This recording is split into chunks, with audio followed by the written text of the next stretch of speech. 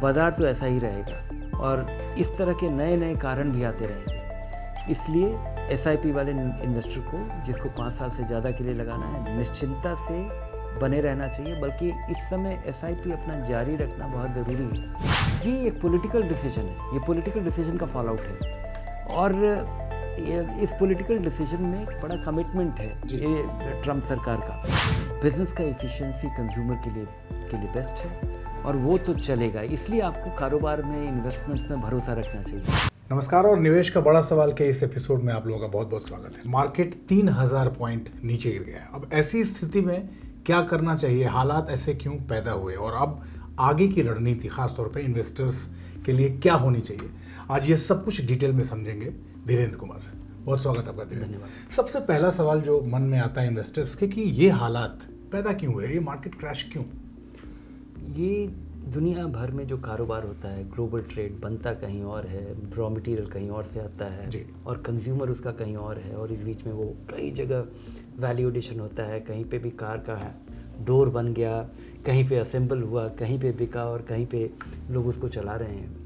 ये जो दुनिया का की जो कल्पना की गई थी और पिछले 30 साल से हम लोग इस पे दबाव डाल रहे थे कि दुनिया ऐसे ही चलना चाहिए, इसके वजह से ज़्यादा इफ़िशेंसी आता है, इस पे सवाल उठ गया है जी। और इस पे अगर रुकावट हो जाती है तो ये पूरी दुनिया भर के व्यवसाय के लिए, बिजनेसेस के लिए, मैन्युफैक्चरिंग के लिए, सर्विसेज के लिए ये सवाल खड़ा कर देता है कि हम अभी तक जो कर रहे थे वो अगर बदल गया तो कैसे बदलना है, क्या करना है। क्योंकि अभी तक डेस्टिनेशन यही, अभी तक गोल यही था कि जो चीज़ जितना एफिशिएंटली जहाँ हो सकता है वहाँ करवाना चाहिए और जो लोग ज़्यादा जिस तरह का काम ज़्यादा काबिलियत से दिखाते हैं, एफिशिएंटली कर पाते हैं, वो लोग वो काम करते हैं।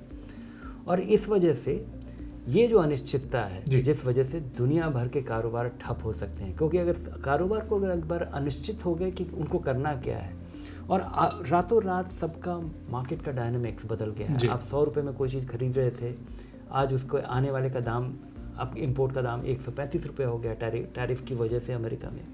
हम लोग कुछ 100 रुपये में बेच रहे थे, अब किसी दूसरे देश के, तो ये इतना जुड़ी हुई दुनिया में इसका आकलन करना असंभव है और ये अभी शुरुआत है, इसका अंत दिखता नहीं है कि इसका काउंटर टैरिफ आएगा, लोग क्या बदलाव करेंगे, क्या होगा और इसका एक असर ये हो सकता है कि हम इंक्रीजिंगली ज़्यादा डोमेस्टिक हो जाएंगे, ज़्यादा हम अपने इकॉनमी पे ही भरोसा करेंगे और वो कर पाना पूरी तरह से संभव नहीं है। तो ये बहुत बड़ा बदलाव है और इसका अंत दिखता नहीं है, जिस वजह से ये हम भारत में इस तरह की गिरावट हमने देखी है और ये ख़त्म होने का आसार नहीं लगता है फिलहाल नहीं। एक अंग्रेजी में कहावत कहते हैं कि go for the best and be prepare for the worst. तो क्या इससे नीचे भी अभी संभावना है कि और नीचे जाएंगे? इससे कहना बड़ा मुश्किल है कि हम कितना नीचे जाएंगे, कब तक जाएंगे। हो सकता है कि अगर क्योंकि ये जो डिसीजन है ये एक पॉलिटिकल डिसीजन है, ये पॉलिटिकल डिसीजन का फॉल आउट है और इस पॉलिटिकल डिसीजन में एक बड़ा कमिटमेंट है ये ट्रम्प सरकार का। तो ये रिवर्स होगा, इसका असर क्या होगा, इसकी वजह से रिसेशन होगा, इसकी वजह से कितना लिंगरिंग रिसेशन होगा, किन किन चीज़ों का दाम बढ़ जाएगा, जिसकी वजह से, दाम बढ़ने की वजह से, इन्फ्लेशन की वजह से क्या पता ब्याज दरें बढ़ जाएं, लोगों की नौकरियां चली जाएं, बहुत सारी नौकरियां इसलिए चली जाएं क्योंकि और इस वजह से आपके यहाँ कोई अलग तरीके का नौकरी जाएगा, कहीं और दुनिया में कहीं कुछ अलग तरीके का नौकरी जाएगा, अलग स्किल वाला, अलग चीज़ वाला। क्योंकि अगर सामान आप बनाएंगे तभी जब आप कहीं बेच पाएंगे, अगर बेच पाने में ही अगर इतना बड़ा बदलाव आ रहा है तो इससे रिकनसाइल करने में लोगों को समय लगेगा। तो कारोबार तो चलेगा, लोग सुबह उठेंगे, कंज्यूम करेंगे, कुछ बनाएंगे, कुछ ट्रैवल करेंगे और सारे गुड्स और सर्विसेज लोग, और ये कारोबार बदलेगा। लेकिन इस तरह की स्थिति मुझे 1990 में दिखी थी जब भारत का इकॉनमी ओवरनाइट एक बजट के बाद रिफॉर्म कर दिया गया था कि हर चीज़ के पहले आपको लाइसेंस लेना था। अब अचानक एक दिन अनाउंस हुआ कि अब आपको लाइसेंस की ज़रूरत नहीं है। लाइसेंस राज ख़त्म होने का नतीजा ये हुआ कि एक हम लोग स्टाफ्ड इकॉनमी, जहाँ पे 10 साल हम लोग इंतज़ार करने के बाद गाड़ी खरीदते थे, स्कूटर खरीदते थे, चीज़ें बनती ही नहीं थी क्योंकि लोगों को लाइसेंस ही नहीं मिलता था, टेलीफोन कनेक्शन 5 साल के इंतज़ार के बाद मिलता था। उसके बाद से जो हमने देखा कि उसका बहुत ही गहरा असर हुआ। हमारे यहाँ जितनी इनएफिशिएंट बिजनेसेस थी समय के साथ बंद हो गई, धाराशायी हो गई, वो कंपटीशन नहीं आखिरी अभी हाल में हमने कंज्यूमर एक बिजनेस एयर इंडिया का बिकना देखा है, जो कि इतना इनएफिशिएंट हो गया था कि इस इनएफिशिएंसी और मोनोपोली के बावजूद वो पैसा नहीं बना पाता था। तो बिजनेस का एफिशिएंसी कंज्यूमर के लिए बेस्ट है और वो तो चलेगा, इसलिए आपको कारोबार में इन्वेस्टमेंट्स में भरोसा रखना चाहिए। लेकिन ये इतना बड़ा कदम है ये टैरिफ वॉर, और इसकी अभी ये शुरुआत है कि अगले 1 साल 2 साल 2.5 साल 3 साल कब ये इसका निपटारा होगा, कब इससे आपका जान छूटेगा, या कब हमें क्लियर डायरेक्शन मिलेगा। क्योंकि कारोबार को ज़रूरी नहीं है कि आप बहुत सारा प्रोत्साहन या बहुत सारा इंसेंटिव दें। कारोबार को क्लैरिटी चाहिए कि आपको करना क्या है। अगर ये इसकी क्लैरिटी अगर नहीं होती है, आप कितने में सामान बनाएंगे, कितने में लाएंगे, कितने में बेचेंगे, अगर इसका ही आपको आसार नहीं होगा तो आप करेंगे क्या। इसमें light at the end of the tunnel तो है, कितने समय के बाद है ये नहीं पता। इन्वेस्टर्स बहुत परेशान है और अचानक पैनिक बहुत तेज होता है, बट इतना बड़ा गिरावट, इस गिरावट के बाद अब इन्वेस्टर्स के लिए क्या, खरीदें, बेचें, होल्ड करें, क्या करना चाहिए उनको?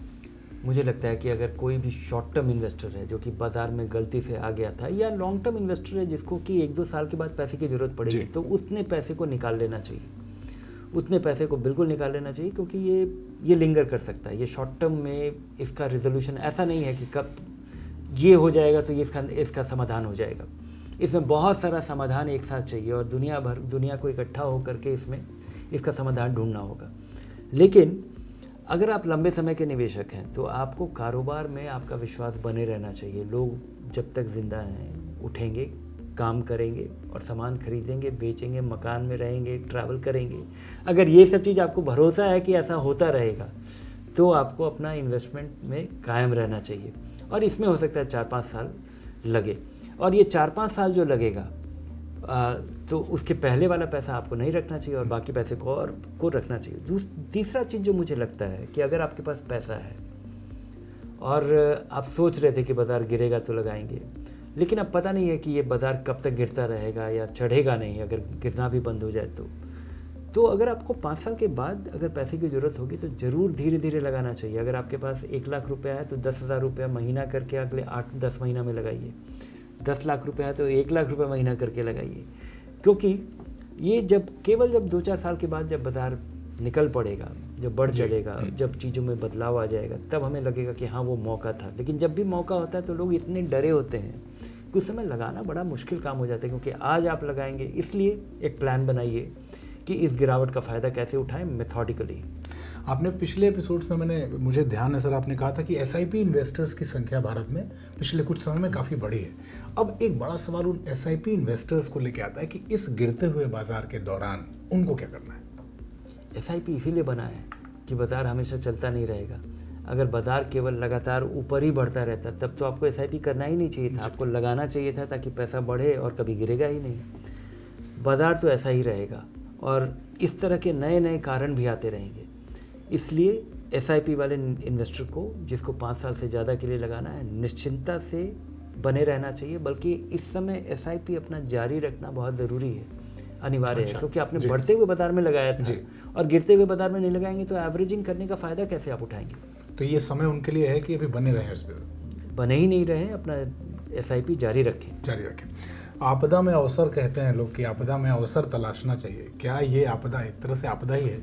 इसमें अवसर हैं क्या?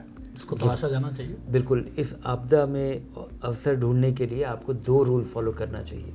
एक, जो म्यूचुअल फंड का इन्वेस्टर है, क्वालिटी मैटर करता है जी।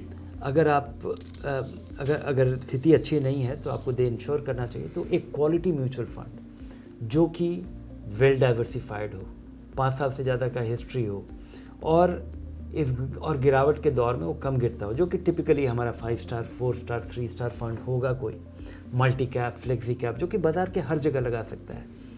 अगर आप उस तरह के फंड में लगाते हैं, अगर आप म्यूचुअल फंड इन्वेस्टर हैं, अगर आप किसी कंपनी के शेयर में पैसा लगाते हैं, तब आपको देखना चाहिए कि कौन सा कंपनी है जो कि अपने आप को बदल पाएगा समय के हिसाब से। 5-7 साल का हिस्ट्री हो, मैनेजमेंट बड़ा क्रेडिबल हो, रिटर्न ऑन इक्विटी अच्छा हो, और अगर वहाँ पे आपदा आ भी जाती है तो वो अपने आप को बदल पाएंगे समय के साथ। क्योंकि ये कंपनियाँ बदल सकती हैं, कंपनियों को बदलना होता है और समय के साथ बदलना होता है और रफ्तार से बदलना होता है, और अच्छी मैनेजमेंट बहुत एफिशिएंटली ये कर पाती है। धन्यवाद धीरेन्द्र इस पूरी जानकारी के लिए। धन्यवाद। और आप लोगों से सिर्फ यही कहना है कि हालात समय चाहे जैसा हो, हर बदलाव के साथ आपसे ऐसे ही मुलाकात हमारी जारी रहेगी। फिलहाल इस एपिसोड में इतना ही। नमस्कार।